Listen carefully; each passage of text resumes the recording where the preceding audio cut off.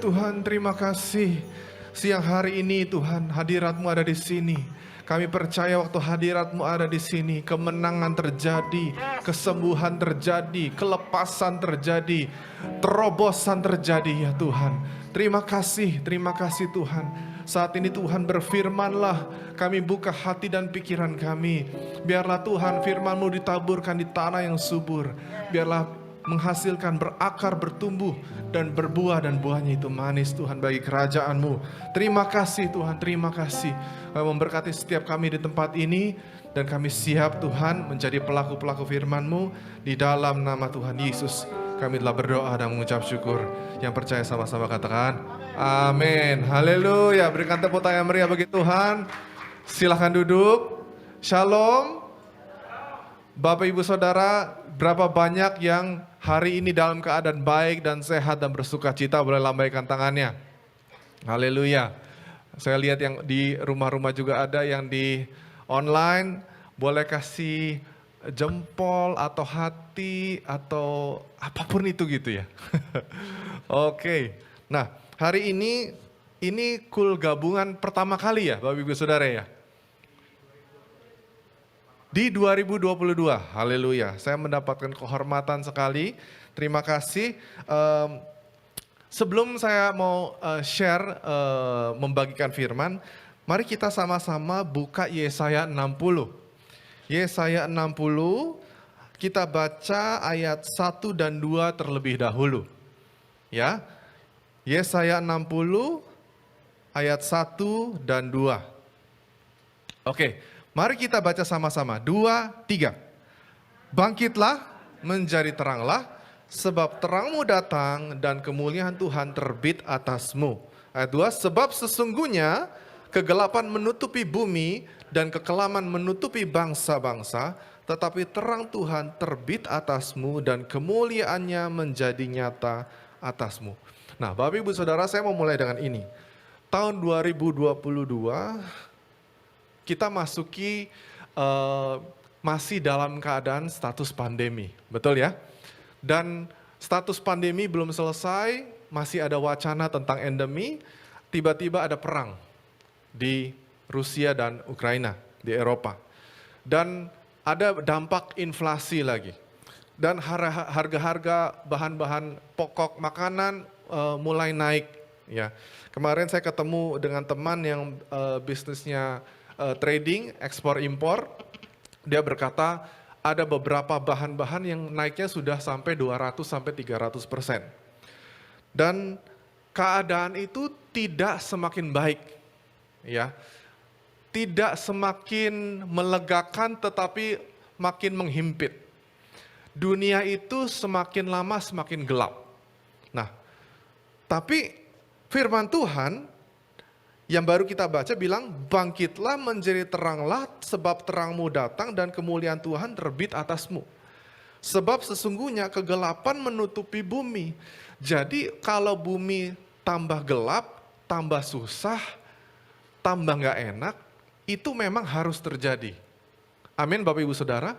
Karena bangsa akan bangkit melawan bangsa, tapi Tuhan Yesus bilang itu baru awal zaman penderitaan. Ini baru intro katanya gitu. Tapi firman Tuhan bilang terang Tuhan terbit atas saudara dan saya dan kemuliaannya menjadi nyata atasmu. Nah, ayat 3 kita lanjut sebentar. Ayat 3 berkata demikian, bangsa-bangsa berduyun-duyun datang kepada terangmu, dan raja-raja kepada cahaya yang terbit bagimu. Oke. Jadi gini Bapak Ibu Saudara, waktu ada kegelapan, Tuhan bilang terang akan terbit atas hidup kita. Nah, caranya bagaimana? Bagaimana caranya?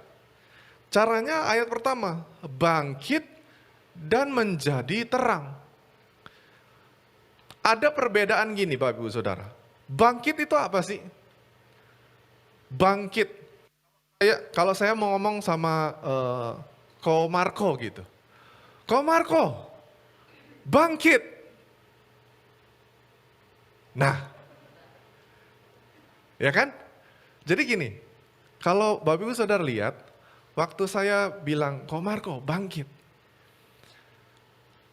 Keputusan untuk bangkit ada di saya atau di Ko Marco? Ke Pak Marco. Betul ya? Jadi gini, ada perbedaan bangun sama bangkit. Kalau Bapak Ibu Saudara pagi-pagi bangun. Bangun itu perlu keputusan atau enggak? Kalau saya bilang enggak. Waktu saudara lagi tidur, bangun, matanya aja yang melek, ya kan? Ya kan? Bangun gitu. Sudah bangun. Tetapi ada beberapa dari kita, dari bangun sampai bangkit, perlu 1 jam. Betul ya? Pas bangun, masih tidur-tiduran. Cek Alkitab atau cek handphone? Handphone. Jujur banget sih. Cek handphone. Buka Bible app atau buka WhatsApp? WhatsApp. Waduh, ini luar biasa kejujurannya ya. Jadi WhatsApp nomor 1 gitu. WhatsApp, kemarin siapa yang chat gitu. Habis itu kalau misalnya ada berita-berita lewat WA, dibuka dulu, dibaca dulu, videonya di play. Sudah bangkit? Belum. Itu baru bangun. Gitu. Jadi bangun sama bangkit itu beda banget. Tapi gini, bangkit memerlukan keputusan. Bapak Ibu Saudara, kalau saudara hidupnya mau berubah, saudara harus putuskan dulu, saudara mau berubah. Kalau saudara mengalami banyak kekalahan di masa-masa yang lalu, saudara mau menang, saudara harus putuskan dulu bahwa saudara mau menang. Tanpa keputusan untuk mau berubah, hidup saudara tidak akan pernah berubah.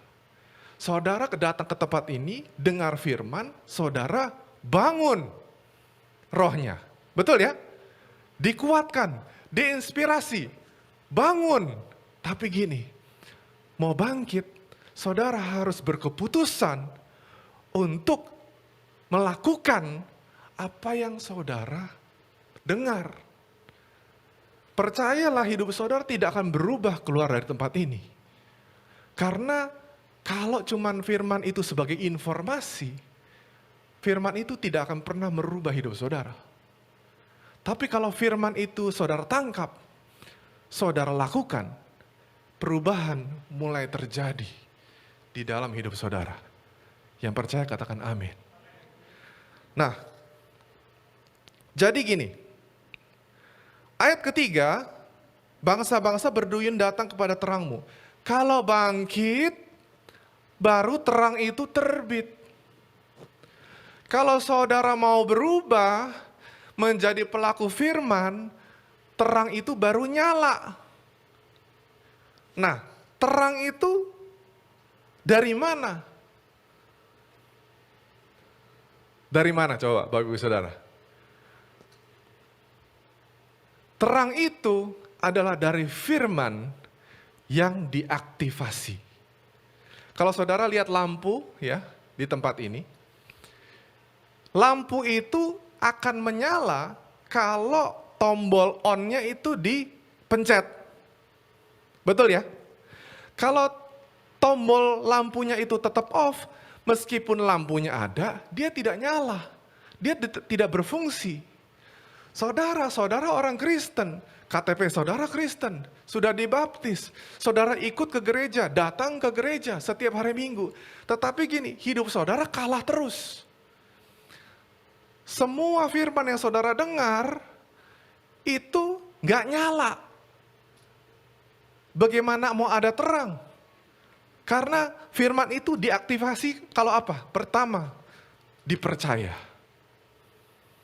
Setelah dipercaya, kedua, dilakukan. Waktu saudara sakit, saudara pergi ke dokter. Dokter kasih obat. Oke? Saudara bayar dokternya, bayar rumah sakitnya, saudara tebus obatnya, habis itu saudara bawa obatnya pulang ke rumah. Nah, pertanyaannya gini, saudara sudah datang berkonsultasi ke orang yang tepat, betul ya? Habis itu saudara dikasih resep yang tepat, sesuai dengan keluhan saudara. Oke? Sudah nih, dua udah benar. Yang ketiga, ada lagi nih. Obat itu ada di tangan saudara. Saudara tinggal apa? Makan. Makan obat adalah tanda saudara percaya terhadap nasihat si dokter. Betul ya? Kalau saudara makan obatnya, saudara akan berangsur-angsur membaik. Dan pada akhirnya sembuh. Tapi kalau saudara sudah ke rumah sakit, ke dokter, udah dapat obatnya, tapi saudara tidak makan obatnya, keadaan saudara tetap aja akan sembuh atau enggak? Tidak akan sembuh. Makan obat, makan firman, sama dengan melakukan firman, sama dengan saudara percaya. Kalau saudara tidak bertindak sesuai dengan firman, saudara berarti tidak percaya. Iman tanpa perbuatan adalah mati. Nggak ada gunanya, saudara. Saudara datang ke gereja setiap minggu, setiap hari, tapi saudara tidak pernah melakukan. Saudara tidak akan pernah mengalami kemenangan. Firman itu hanya bisa berfungsi, akan bisa menjadi terang kalau dia diaktifasi. Yaitu apa? Dengan melakukan. Saudara baca, saudara lakukan. Saudara baca, saudara sedang bergumul dalam hal finansial, saudara baca firman-firman tentang kebenaran tentang ekonomi kerajaan Allah. Dan saudara lakukan itu, hidup saudara berubah. Saudara lagi sakit hati, saudara baca firman tentang bagaimana membereskan sakit hati. Dan saudara berdoa, saudara lakukan. Saudara sembuh dari sakit hati. Saudara sedang bergumul dalam hidup, dalam keluarga, dalam pekerjaan, pintu semuanya tertutup. Saudara baca firman, bahwa Tuhan bilang, akulah pintu. Ketoklah maka akan aku bukakan. Saudara mengetok, saudara melakukan, maka pintu akan terbuka bagimu. Kalau saudara baca firman, kalau saudara percaya, saudara kerjain. Kalau misalnya saudara percaya, amin. Tapi saudara tidak pernah melakukan, tidak akan pernah terjadi perubahan dalam hidup saudara sampai kapanpun. Nah, saya mau switch sebentar kepada hal segini. Kita sebagai orang yang terang Tuhan itu terbit atas kita. Nah, sekarang apa hubungannya dengan gini? Saya tahu setiap Bapak Ibu Saudara ada di dalam cell group. Berapa banyak ada di dalam cell group? Boleh lambaikan tangannya? Terlibat di dalam cell group? Boleh angkat tangannya? Oh, belum semua? Berapa banyak ketua sel, ketua KUL di tempat ini?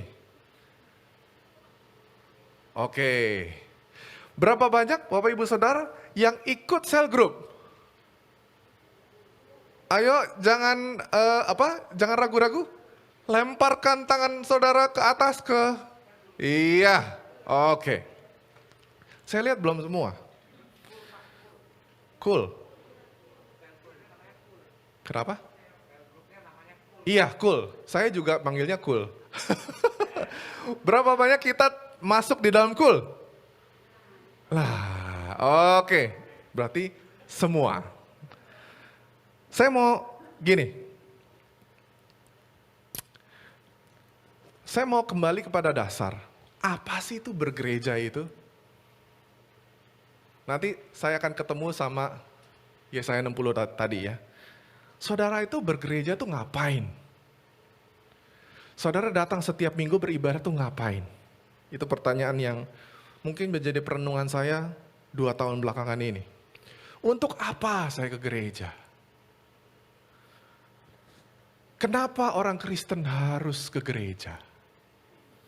Saya ngapain di gereja? Apa mungkin saya Kristen, tapi saya nggak ke gereja? Gitu. Terus saya dapat apa di gereja? Habis itu apa fungsi gereja buat saya? Saya mau datang dengan ini.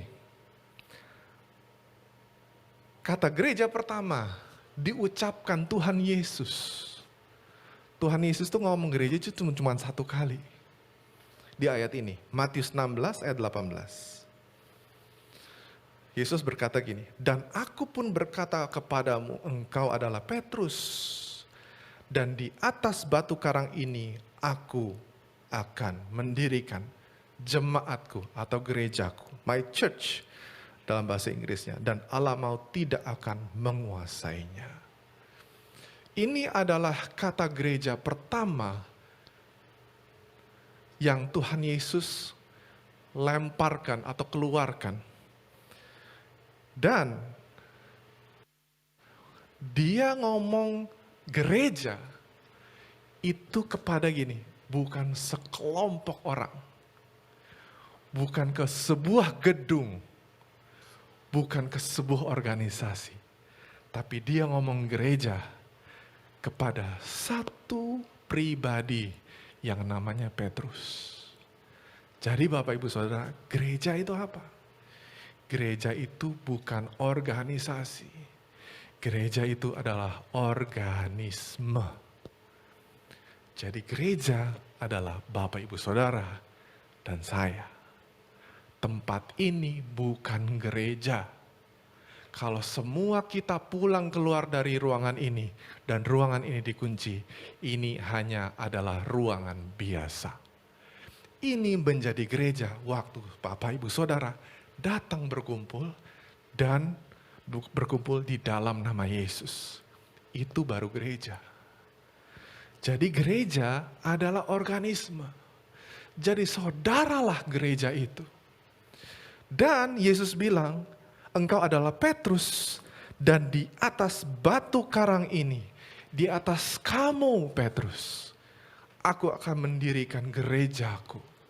Jadi gereja didirikan atas seorang pribadi yang mengaku bahwa Yesus adalah Tuhan. Jadi Bapak Ibu Saudara adalah gereja. Gereja adalah organisme. Gereja itu bukan gedung.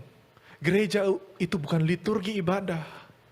Gereja adalah seorang pribadi yang mengaku Yesus adalah Tuhan. Dan hidupnya dipimpin oleh Tuhan Yesus. Itulah gereja Tuhan. Makanya gereja diberi tugas untuk keluar menjadi terang di dunia yang gelap. Nanti kita sampai ke situ. Bahkan gedung gereja baru ada dari sejarahnya. Baru berdiri ratusan tahun setelah Yesus diangkat ke surga. Baru ada gedung gereja. Ratusan tahun. Mereka ngapain? Sebelum ada gedung gereja pertama. Mereka berkumpul di dalam komunitas-komunitas. Komsel-komsel, kul. Jadi kul adalah kumpulan dari gereja-gereja Tuhan sebagai pribadi. Mereka berkumpul menjadi satu komunitas. Jadi kul adalah fondasi dari satu gereja. Jadi saudara yang ada di dalam kul, yang terhisap di dalam kul adalah inti, core dari gereja.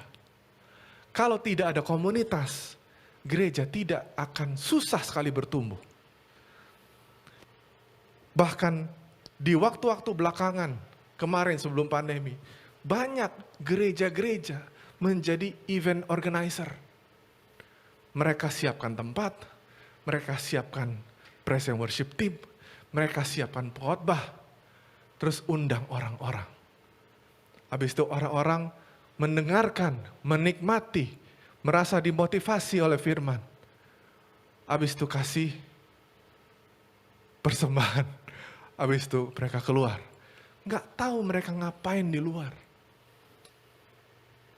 Bagaimana kita bisa melihat perubahan hidup mereka kalau mereka tidak ada di dalam satu komunitas? Di dalam satu komunitas kita bisa kenal. Saudara, komunitas, cool, harus didasari oleh hubungan yang otentik. Ada hubungan. Kalau saya berbicara dengan Bapak Ibu Saudara sekarang, hubungan itu cuma satu arah. Dari panggung ke Bapak Ibu Saudara. Cuma satu arah. Saudara tidak tahu saya hidupnya bagaimana. Saya tidak tahu Bapak Ibu Saudara hidupnya bagaimana. Apakah saudara ada yang sakit? Saudara ada yang bergumul di dalam bisnis? Ada yang bergumul di dalam keluarga? Saudara tidak tahu juga pergumulan saya. Bagaimana sebuah gereja itu dibangun oleh fellowship 1-2 jam 1 minggu. Padahal Yesus bilang gini, pergi ke seluruh penjuru bumi, jadikan semua bangsa murid. Jadi gini, pertanyaan yang benar adalah bukan gini, berapa banyak jemaatnya gereja ini? Itu tidak alkitabiah. Yang benar gini, berapa muridnya? Oke, saya kemarin baru pulang dari Bandung. Saya ngobrol sama anak dari dulu almarhum Gembala Rayen II. Kami sepedahan sama-sama, abis itu kita breakfast. Dia bilang gini, saya ini bergumul gini kok, dia bilang gitu. Turnover gereja di Bandung, itu tuh tinggi, dia bilang gitu. Turnover, jadi gini, dia bilang sampai 30%. Nah, jadi kalau contohnya, ada datang 1.000 minggu ini, minggu depan tetap 1.000. Tapi yang 300 orangnya beda. Gitu. Jadi yang tetap itu sekitar 700. Tapi yang 300 ini diganti dengan 300 yang baru. Tapi 300 yang lama nggak tahu kemana. Nah, kalau saudara mau menjadi orang yang punya impact, kita nggak lihat berapa banyak orang yang bisa datang ke ibadah. Tapi kita bisa lihat berapa banyak orang datang di komsel kita, yang kenal sama kita, yang kita bisa invest sesuatu ke hidupnya. Gitu. Jadi jumlah itu tidak penting. Tapi kualitas relationship itu penting. Itu adalah alasan kenapa Yesus datang ke dunia. Untuk memperbaiki relationship. Pertama, antara Tuhan dengan manusia. Kedua, untuk dari antara manusia sama manusia. Makanya dia menyimpulkan seluruh perintah Allah. Dan para nabi, dia bilang gini, dari semua hukum Taurat, saya lupa, sekitar 600, mungkin 600 hukum. Saya simpulkan 2, kasihi Tuhan Allahmu dan kasihi sesamamu. Jadi itu makanya ada salib, ada vertical relationship, ada horizontal relationship. Dua-duanya penting, saudara. Kalau hubungan satu arah begini, ini belum biblical, belum alkitabiah. Karena dasar dari kekristenan adalah mereka berkumpul bersama-sama, berfellowship, membagi-bagikan roti. Kisah para rasul bilang gini, dan Tuhan menambahkan jumlah mereka dengan orang yang percaya setiap hari. Kalau saudara menjadi gereja hanya hari Minggu saja, nggak bisa. Hidup saudara tidak akan mempunyai dampak. Gitu. Saya lanjut dulu ya. Pertama, gereja itu organisme. Yang kedua, gereja itu keluarga. Jadi, gereja itu beranggotakan orang-orang yang mengaku Yesus sebagai Tuhan. Dan mereka berkumpul bersama-sama untuk gini, saling menguatkan, saling membangun, saling mendoakan. Supaya gini, kita melihat hidup-hidup yang berkemenangan. Kita bisa melihat gini, ada kesaksian-kesaksian yang mereka alami. Kita mau dong, kalau misalnya ada petobat baru, tiba-tiba hidupnya dipulihkan, disembuhkan. Kita happy dong. Kalau saudara begini, saya nggak tahu. Saudara menang atau kalah. Kan kalau kalah harus dibantuin. Kalau yang sakit harus sembuh. Itu dong, kita mesti ada perubahan hidup. Itu nampaknya bisa berdampak. Makanya saudara perlu ada di komunitas supaya hidup saudara berdampak. Dan saudara dimuridkan, saudara di-equip supaya saudara bisa juga memuridkan orang lain. Gereja itu keluarga. Saudara, keluarga itu adalah gini. Gak peduli kita itu siapa di luar sana. Di dalam ini ya kamu kita pandang sebagai pribadi. Hari ini ada sekitar 3 kul baru yang 4 kul baru yang baru lahir 2 tahun belakangan. Saya mau cerita sedikit ya. Waktu pandemi start tahun 2020 Maret, saya ini bingung. Ini adalah pewahyuan yang saya dapatkan pas tahun 2020. Tuhan, sebenarnya gereja yang kamu mau tuh apa sih? Yang saya tahu tuh begini, yang seperti, ya kita udah tahu. Tapi Barna Research menyatakan bahwa gini, metode pelayanan selama 50 tahun terakhir nggak bisa dipakai zaman sekarang. Berarti apa yang kita tahu tentang bergereja, dulu itu sekarang nggak bisa dipakai. Jadi bagaimana dong? Tiba-tiba Tuhan itu mulai berbicara dari hal-hal sederhana. Tadi, apa kata Yesus tentang gereja pribadi? Terus bagaimana jemaat itu bertumbuh? Di Kisah Para Rasul. Saudara, secara cepat saja, Yesus itu punya beberapa kelompok di sekitar dia. Yang pertama, dia punya kelompok followers. Followers apa? Orang banyak. Kita sering lihat ayatnya, dia diikuti oleh orang banyak berbondong-bondong.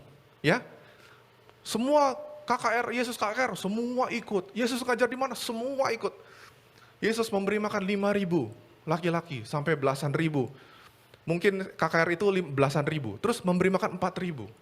Dia berkhotbah di bukit, itu yang hadir itu ratusan, ribuan. Tapi gini, kalau saudara perhatikan ayatnya, sesudah itu dia kembali bersama murid-murid dan dia menyingkir. Dia nggak fokus ke yang ribuan, belasan ribu itu. Dia punya, bisa dia bikin sesuatu, belasan ribu ngumpul. Bisa kita bisa bikin event besar, bisa. Pengkhotbah nama besar, WL nama besar, pemusik-pemusik jago. Datang banyak. Tapi bukan itu intinya. Yesus menghindar. Nah, setelah orang banyak, dia punya murid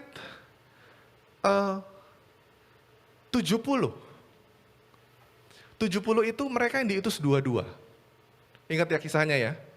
Mereka mengutus 2-2 dan muridnya bilang, Tuhan, kami usir setan demi namamu, setan itu pergi. Kita sembuhkan, kita doain di dalam namamu, penyakit itu pergi, mereka disembuhkan. Itu 70. Tapi Yesus hidup dengan 12. Yang setiap hari, dari bangun tidur, sampai tidur di malam hari, dia sama 12 orang ini. Lebih kecil lagi, 12 orang. Nah 12-12-nya ini, mereka yang menggantikan Yesus, memberitakan Injil sampai ke penjuru bumi. Yang memberitakan Injil Yesus sampai hari ini, bukan followers, bukan jemaat, tapi murid. Murid itu punya komitmen, punya konsistensi.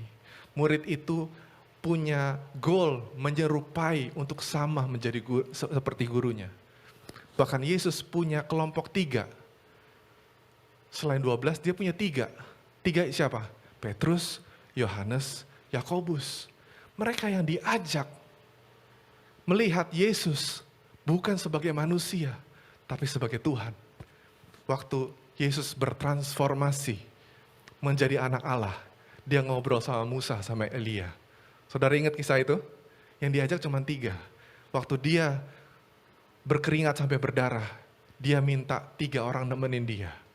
Jadi ada circle yang lebih kecil lagi, yang bisa ngerti sebenarnya Yesus tuh rasanya kayak apa. Ada 3 orang dan dia punya hubungan pribadi dengan Bapaknya. Jadi Yesus itu punya juga inner circle, kelompok kecil. Dia nggak pernah pusing dengan yang kelompok besar. Fokuslah ke hal-hal yang sederhana.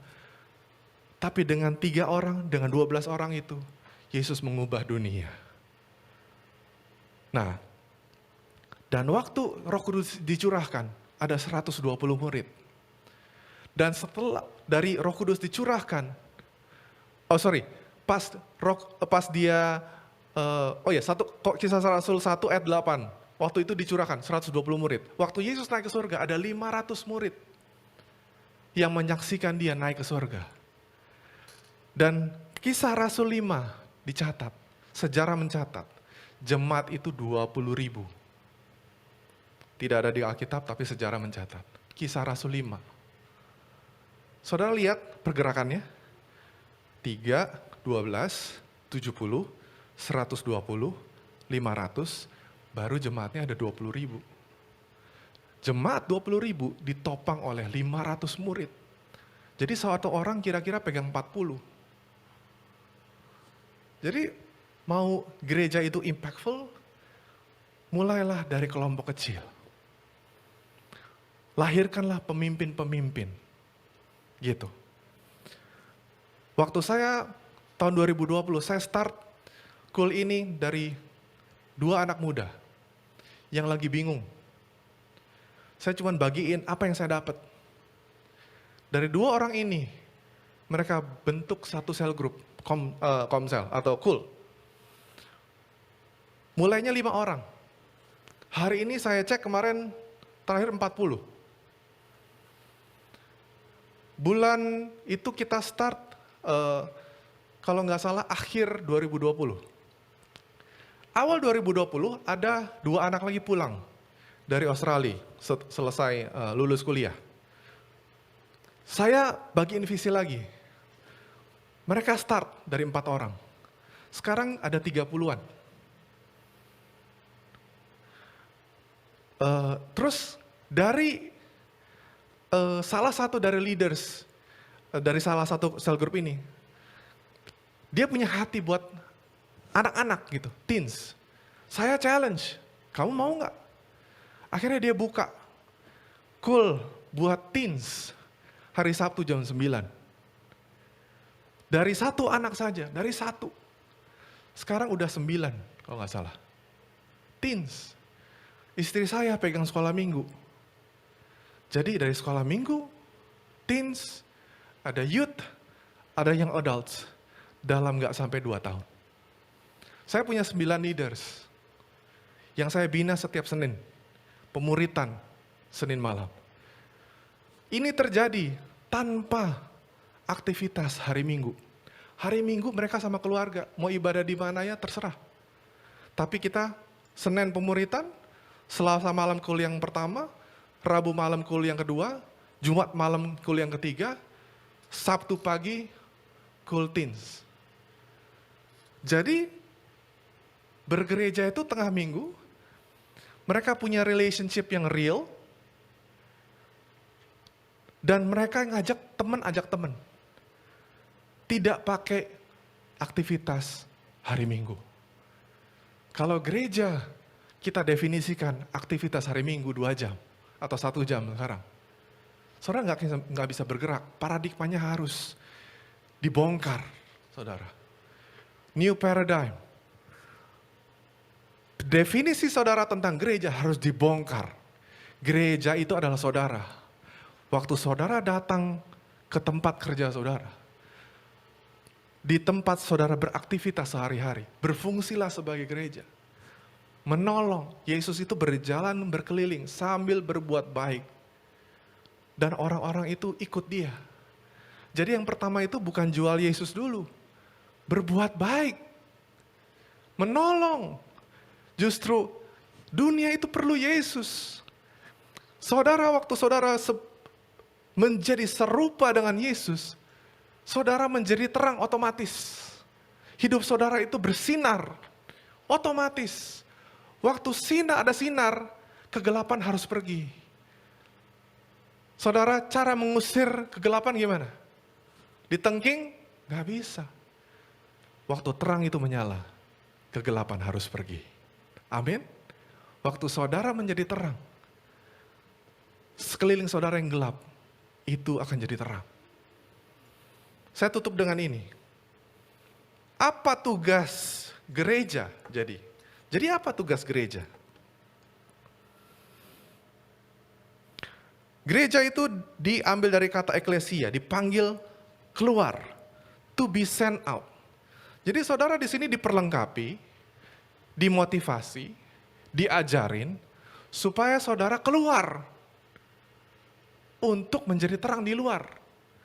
Dan orang-orang akan, Tuhan akan mempercayakan jiwa-jiwa ke saudara, dan saudara bisa bawa masuk lagi ke kelompok-kelompok sel. Dan saudara train lagi, saudara didik lagi, menjadi murid. Jadi goalnya apa saudara? Murid. Katakan murid. Katakan saya mau jadi murid. Nah, Kisah Rasul 10 ayat 38 berkata demikian. Yaitu tentang Yesus dari Nazaret, bagaimana Allah mengurapi dia dengan Roh Kudus dan kuat kuasa, yang berjalan keliling sambil berbuat baik, menyembuhkan semua orang yang dikuasai iblis, sebab Allah menyertai dia. Kisah 2 ayat 47, sambil memuji Allah dan mereka disukai semua orang. Dan tiap-tiap hari Tuhan menambah jumlah mereka dengan orang yang diselamatkan. Berbuat baik dan saudara disukai semua orang. Pak, kan gak bisa, we cannot please everybody. Kita gak bisa senangin semua orang, bisa. Kalau saudara seperti Yesus, orang-orang senang sama saudara.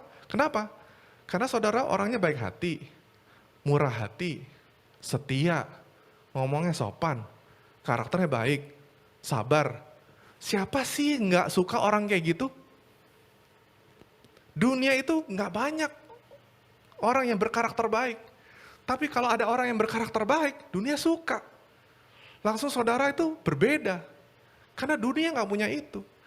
Dan saudara di kelompok sel saudara, di kul saudara, saudara ajarin mereka untuk hidup berkemenangan, dan mereka menjadi orang yang lebih baik. Menjadi serupa dengan Kristus. Kita kembali saya tutup dengan ayat Yesaya 60. Ayat 4, angkatlah mukamu dan lihatlah ke sekeliling mereka, semua datang berhimpun. Anakmu laki-laki datang dari jauh, anakmu perempuan digendong. Pada waktu itu engkau akan heran melihat dan berseri-seri, engkau akan tercengang dan akan berbesar hati. Sebab kelimpahan dari seberang laut akan beralih kepadamu. Kekayaan bangsa-bangsa akan datang kepadamu.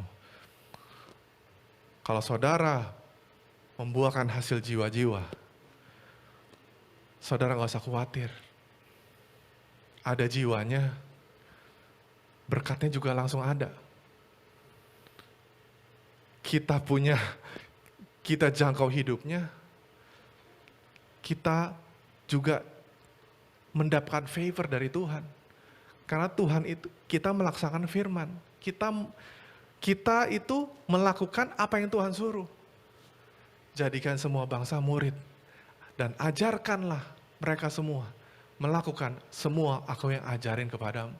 Jadi saudara diajar apa sama Tuhan? Saudara ajarin kepada orang yang baru. Tuhan ngomong apa? Saudara sampaikan. Tuhan ajar apa kepada saudara? Lewat bisnis saudara, lewat keahlian saudara, saudara ajarin juga. Makanya di kelompok leader saya, ada yang kerjanya admin, ada yang pemusik, ada yang jadi guru, macam-macam saudara. Kita pas kumpul, ada yang dia influencer, akun IG-nya centang biru, dia nulis buku, dia konser di mana-mana, ada. Tapi waktu kumpul sama kita, dia orang biasa. Dia nggak harus bawa atributnya.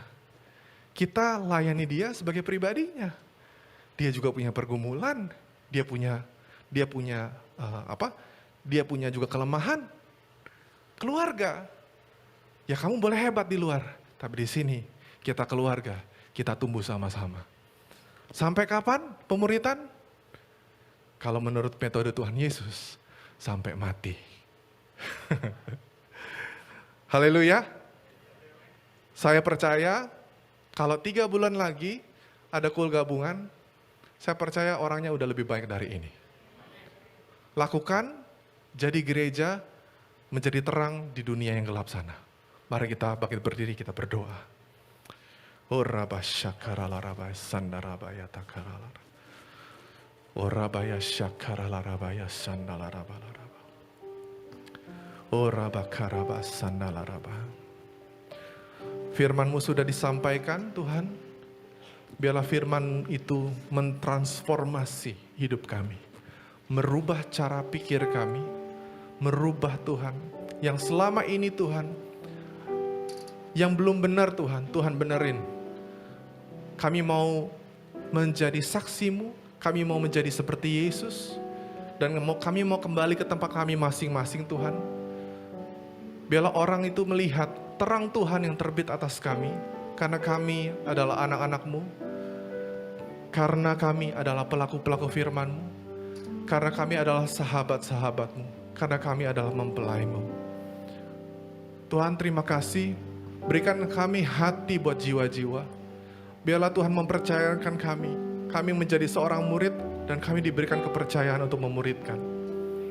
Terima kasih Tuhan, kami percaya lewat hidup kami banyak jiwa mengenal Yesus. Terima kasih Tuhan, terima kasih. Saat ini pengurapan-Mu turun atas setiap kami. Pengurapan-Mu turun atas setiap kami ya Tuhan saat ini.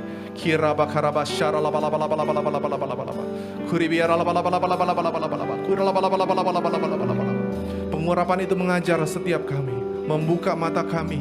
Minyak itu melumas mata kami, supaya mata kami terang dapat melihat. Biar hati kami Tuhan terang, hati kami terbuka akan tuntunan-Mu Tuhan. Terima kasih Tuhan, terima kasih, terima kasih, terima kasih. Kemuliaan bagi-Mu. Dalam nama Yesus kami berdoa dan mengucap syukur. Amin. Haleluya.